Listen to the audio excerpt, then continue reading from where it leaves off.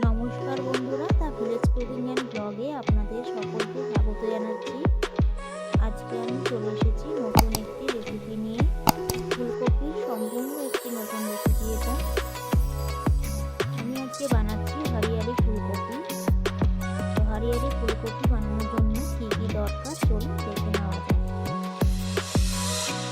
আমি এখানে নিয়ে নিয়েছি ফুলকপিগুলোকে ছোট ছোট করে কেটে নিয়েছি। আর যেটা লাগবে সেটা হচ্ছে পালং শাক। এটা বড় বড় করে এই কারণে কাটা, কারণ এগুলোকে পেস্ট বানাতে হবে। সঙ্গে নিয়েছি ধনে পাতা আর 8 থেকে 9টা কাঁচা লঙ্কা। কড়াতে তেল দিয়ে আমি আগে ফুলকপিগুলোকে লাল করে ভেজে নেব।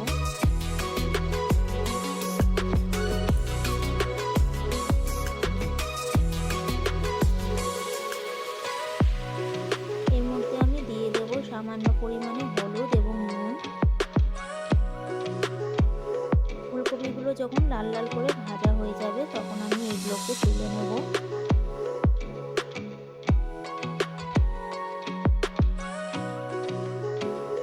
এবার ওই তেলের মধ্যে আমি ফোড়নের জন্য দিয়ে দেব 1 টুকরো দারচিনি, 2-3টে ছোট এলাচ এবং 4 থেকে 5টি গোটা গোলমরিচ। ফোড়ন থেকে সুন্দর গন্ধ বেরোলে আমি এর মধ্যে দিয়ে দেব টমেটো এবং আদা পেস্ট করা। একটু নেড়ে চেড়ে নেব, তারপরেই দিয়ে দেব পালং শাক বাটা।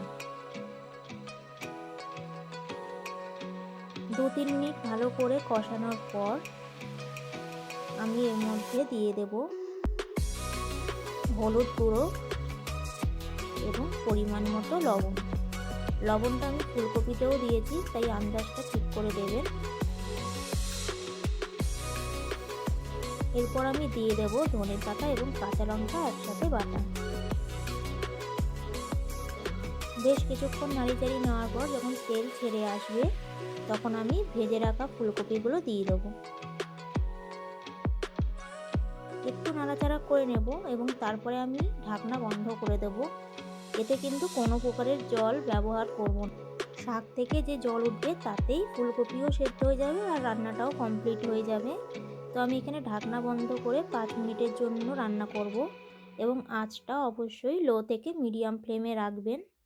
দেখুন 5 মিনিট হয়ে গেছে এবং আমার রান্না সম্পূর্ণ কমপ্লিট। খালি এর মধ্যে আমি একটু দিয়ে দেবো গরম মশলার গুঁড়ো।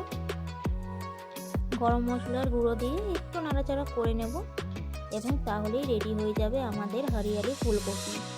ঘরে অবশ্যই এটা ট্রাই করবেন, খেতে খুবই সুস্বাদু হয় আর বানাতেও খুব একটা ঝামেলা হয় না।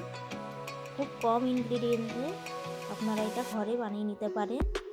ফুলকপির তো অনেক রকমের রেসিপি বানিয়েছেন, এটা একবার বানিয়ে দেখবেন, আশা করছি ভালো লাগবে। ভিডিওটা ভালো লেগে থাকলে লাইক কমেন্ট শেয়ার করবেন এবং আমার চ্যানেলটিকে সাবস্ক্রাইব করতে ভুলবেন না। যে বন্ধুরা আমার চ্যানেলটি সাবস্ক্রাইব করেছেন তাদের অনেক ধন্যবাদ এবং ভিডিওটা দেখার জন্য অনেক অনেক ধন্যবাদ।